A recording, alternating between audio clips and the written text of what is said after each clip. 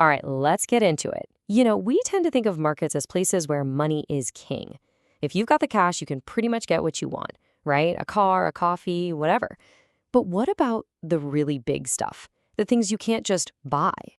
I mean, think about it. You can't just roll up to your dream school with a suitcase full of money. And Google's not going to hire you just because you really, really want the job. In these markets, these super important markets, price just isn't what matters. So how do they work? That question is the key to a whole field of study called market design. Okay, so here's the fundamental difference you have to get. On one hand, you've got a simple shopping market. You see an apple, you choose it, you pay for it, it's yours. Easy. But on the other hand, you have what's called a matching market. You can choose a college, sure, but, and this is the whole game, the college also has to choose you. It's a two-way street, and that one little difference changes absolutely everything. And to really see why this matters, we've got to look at what happens when a matching market just completely breaks down. Let's go back in time to the early 20th century and see the total chaos of matching new doctors to their first hospital jobs. This timeline, well, it basically shows a market in a total nosedive. It started out messy, disorganized. But then hospitals got desperate. By the 1930s, they were making offers a full year before graduation just to lock down good students. By the 1940s, get this, it was 2 years early. Just try to imagine accepting your first job before you even know what you want to specialize in. The whole system was falling apart.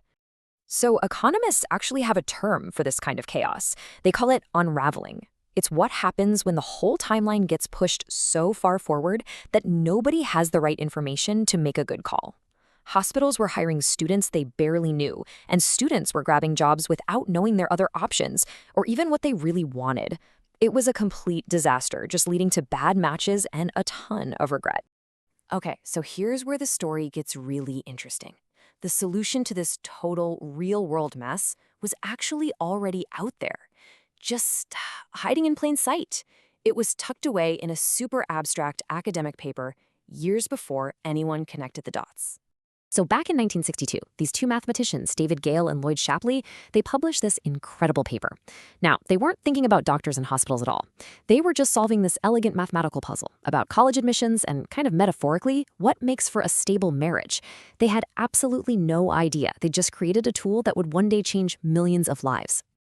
And the beautiful idea at the core of their work was this concept called a stable matching. It's actually a pretty simple but really powerful idea. A match is stable if you can't find a doctor and a hospital who aren't together, but who would both rather be with each other. See? No secret deals, no one left wondering, what if? Everybody is where they're supposed to be. So how do you actually get to that perfect, stable match? Well, Gale and Shapley came up with this elegant process. It's called the deferred acceptance algorithm, and it's surprisingly simple. First, the students propose to their number one choice hospital. Then, the hospitals look at all their proposals, tentatively hold on to their favorites, and reject the rest. All those rejected students, they just propose to their second choice. And you just repeat this over and over until everyone has a spot. The true genius here is that this process guarantees you'll end up with a stable outcome. Every time. But remember, this amazing idea was just theory. It was sitting in an academic journal gathering dust for decades.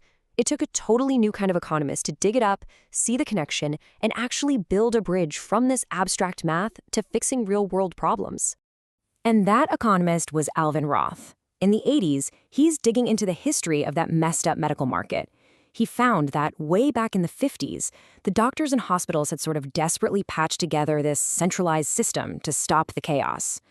And then came the incredible aha moment.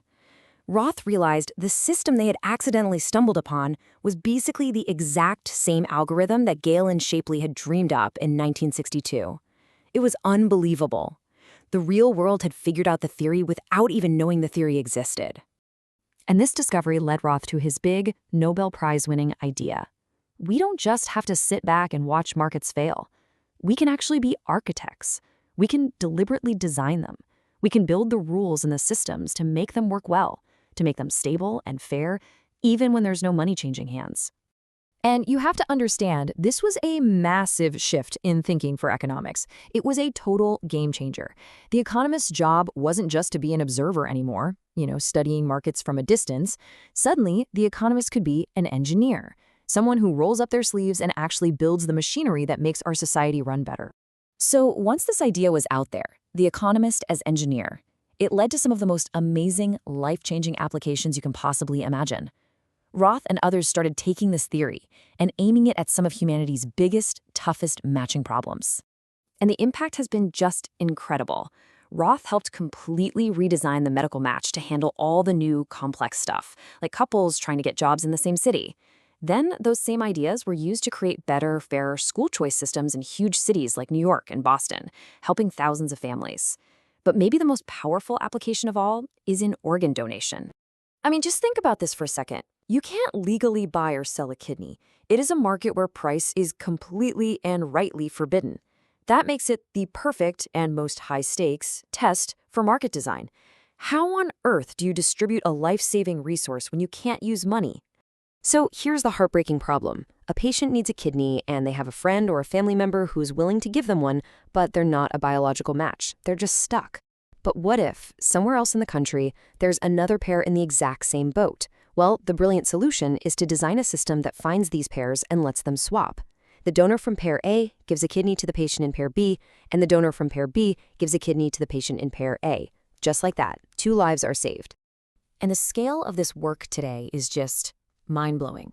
If you just look at that original medical market, the new and improved algorithm that Roth helped build now matches over 20,000 doctors to their residency positions every single year. It's this incredibly stable, trusted system that replaced what was once total chaos. Which, of course, brings us to the big question for all of us.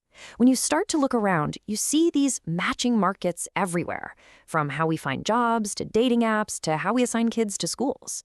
Now that we know these systems don't have to be left to chance, that they can actually be engineered to work better, which ones should we fix next? What broken parts of your world are just waiting for a better design?